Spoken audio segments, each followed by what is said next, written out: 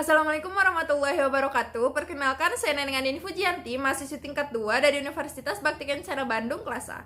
Di sini saya akan memperlihatkan sebuah video mengenai tapidspong. Sebelum kita lihat videonya, di sini saya akan sedikit menjelaskan mengenai tapidspong. Tapidspong merupakan memandikan anak dengan menggunakan air hangat yang suhunya itu 1 derajat Celcius di bawah suhu tubuh anak. Jadi, misalnya jika suhu tubuh anak pada saat dikaji adalah 38 derajat Celcius, maka kita harus menyiapkan suhu airnya itu 37 derajat Celcius. Dan tapidspong ini adalah prosedur memandikan anak yang dibarengi dengan kompres yang bertujuan untuk menurunkan suhu tubuh pada anak. Tapidspong ini merupakan terapi komplementer dari terapi utama. Jadi, kita juga harus mengetahui terlebih dahulu demam yang disebabkan itu karena apa? Apakah karena dehidrasi atau karena infeksi? Jika demam disebabkan karena dehidrasi, kita harus memberikan cairan kepada anak, dan apabila demam disebabkan karena infeksi, kita bisa berkolaborasi dengan dokter dalam pemberian antipiretik. Nah, sekarang kita berada pada fase prainteraksi terlebih dahulu. Yang pertama, kita harus mempersiapkan diri kita agar kita siap ketika kita berhadapan dengan klien. Yang kedua, kita harus membaca catatan kesehatan atau rekam medis klien terlebih dahulu untuk melakukan validasi data dan juga untuk mengetahui tindakan apa yang harus kita lakukan. Setelah kita mengetahui tindakan apa yang harus kita lakukan, langkah selanjutnya adalah kita cuci tangan sebelum menyiapkan alat dan bahan.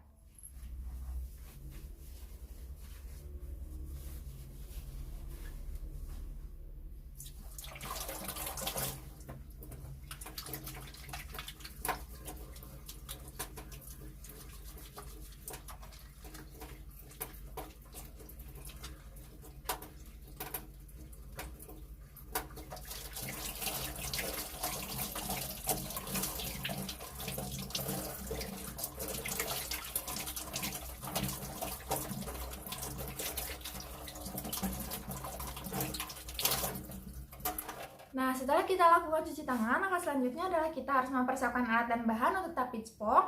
Yang pertama di sini ada baskom yang nanti diisi dengan air dingin untuk dicampurkan dengan air hangat. Kemudian di sini ada botol. Botolnya itu boleh botol atau boleh buli-buli karena ditakutkan nanti anaknya itu menggigil. Kemudian ada hand sanitizer, handscoon, bengkok. Di sini ada termometer. Nah, seharusnya termometernya itu ada 2, ada termometer untuk suhu tubuh dan juga untuk suhu air. Kemudian di sini ada selimut, ada handuk kecil. Kemudian di sini ada untuk ngompres, paslap, dan juga ini ada perlak. Kemudian di sini juga ada termos untuk air hangatnya. Nah, setelah siap, kita langsung ke pasien untuk melakukan komunikasi kepada anak. Assalamualaikum Ade, selamat pagi. Salam.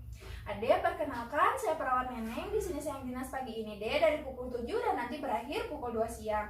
Menurut standar prosedur keselamatan pasien di rumah sakit ini, boleh disebutkan kembali nama dan usianya?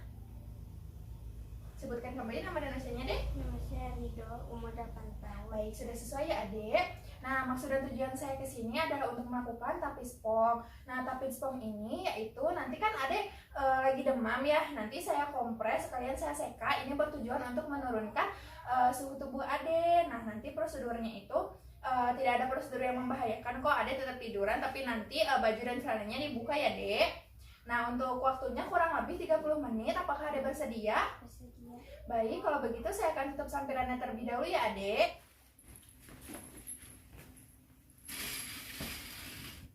Nah, sekarang kita berada pada fase kerja. Yang pertama adalah kita sudah memasang perlak, kemudian kita sudah membuka pakaian atas dan bawahnya klien, kemudian kita pasangkan selimut.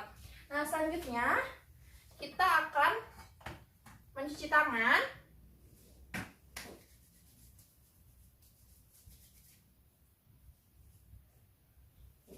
Kemudian kita menggunakan handscoon.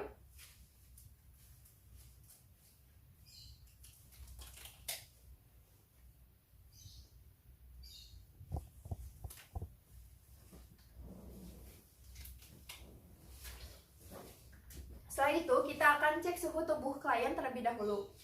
Nah, Ade dicek dulu ya suhunya. Seperti ini. Setelah termometernya bunyi, sekarang kita lihat suhunya.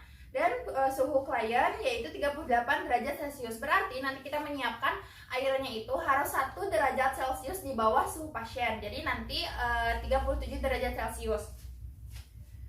Nah, sekarang kita akan mempersiapkan airnya ya.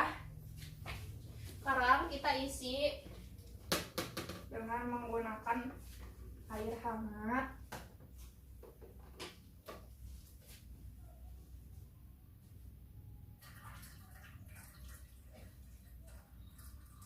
Kemudian kita cek.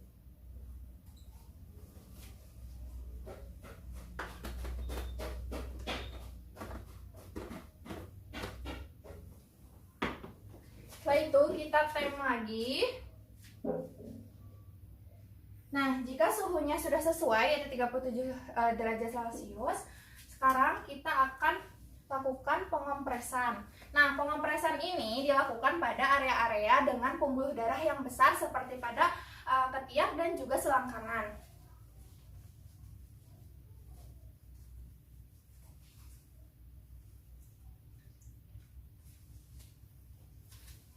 Oke, maaf ya.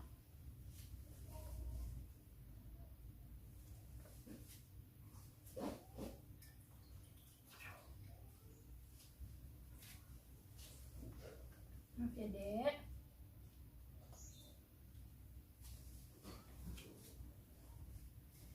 Nah, sambil kita kompres, kita harus memperhatikan ekspresi klien. Kita bisa lihat dari bibirnya, apakah ada sianosis atau menggigil. Kemudian kita taruh di selangkangannya juga.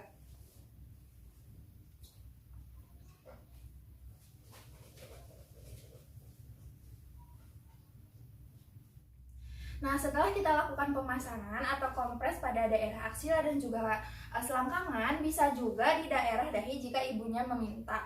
Nah, selanjutnya kita akan lakukan seka. Nah, seka ini kita akan lakukan pada ekstremitas bagian atas, bawah, kemudian pada area dada dan juga punggung serta bokong.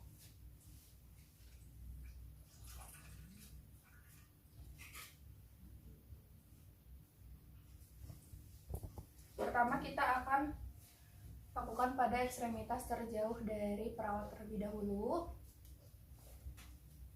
Ini dilakukan selama 5 menit.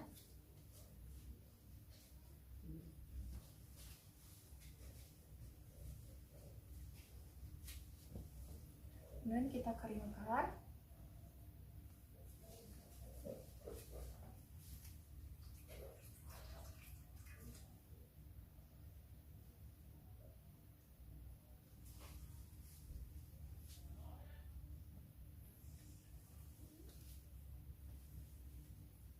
Lakukan juga selama 5 menit.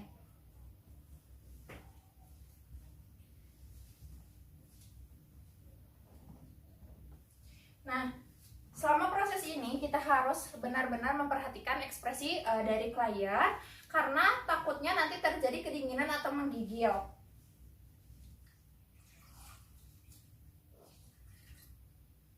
Sekarang kita akan bersihkan pada area dada dan juga abdomen. Nah, ini juga dilakukan selama 5 menit.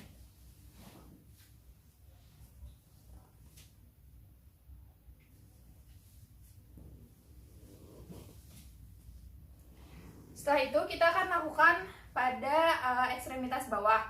Nah, pada ekstremitas bawah ini, jika terjadi tanda-tanda klien kedinginan, kita bisa menggunakan buli-buli atau botol yang nanti diisi dengan air hangat. Kemudian nanti kita bungkus dengan kain. Kemudian nanti kita taruh di telapak kaki pasien agar pasien tidak kedinginan.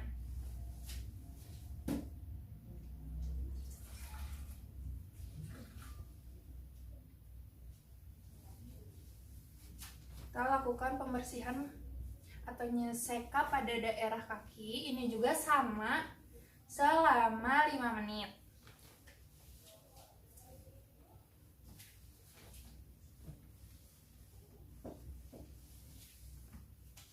Kemudian kita akan lakukan pada kaki sebelahnya.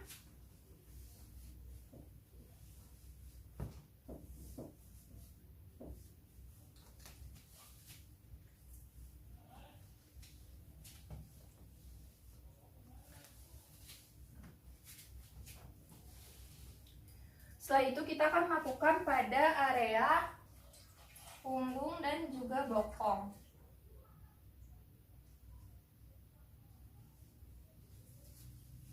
Ada bermiring ke sebelah sana. Kita bersihkan juga selama 5 menit.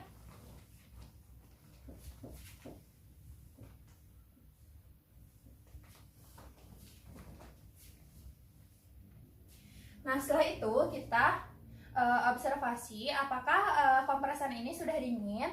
Nah, jika sudah dingin, kita akan kembali memasukkannya ke air hangat. Nah, setelah selesai, kita akan cabut. Maaf ya, Adek.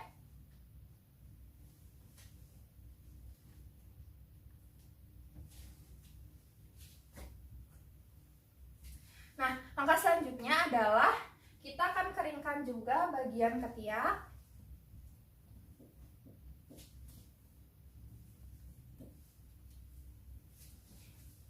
Dan juga bagian selangkangan.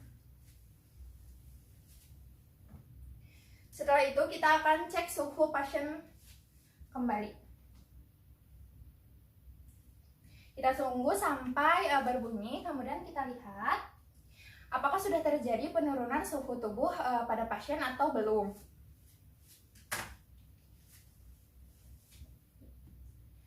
Nah, setelah itu kita rapikan alat. Nah, Ade, tindakannya sudah selesai. Gimana perasaannya sekarang, Ade? Udah enak. Nah, alhamdulillah ya, Ade, udah agak enak. Nah, sekarang saya mau membantu memakaikan baju kepada Ade ya. Nah, setelah kita pakaikan baju, kemudian kita bersihkan atau rapikan alat-alat yang ada. Selanjutnya, kita akan berpamitan kepada klien. Nah, Ade, karena Ade sudah memakai baju dan saya juga sudah merapikan alatnya, saya akan kembali ke ruang perawat ya, Ade. Nanti kalau misalnya Ade butuh apa-apa, Ade boleh meminta keluarga Ade untuk memanggil saya di ruang perawat, atau Ade boleh memijit bel di pinggir bed Ade. Nah, nanti juga saya sekitar 30 menit lagi akan kembali ke sini ya, Ade, untuk mengobservasi tanda-tanda vital Ade. Nah, apakah masih ada yang ingin ditanyakan? Sudah cukup. Baik, kalau begitu saya kembali ke ruang perawat ya, Ade. Terima kasih atas kerjasamanya, semoga cepat sembuh ya. Terima kasih telah menonton. Mudah-mudahan video ini bisa bermanfaat bagi teman-teman semua. Dan saya pribadi memohon maaf apabila masih terdapat banyak kekurangan dan kesalahan baik dari kata-kata maupun dalam tindakan. I can't get you out of my mind. It's like I feel it for the first time.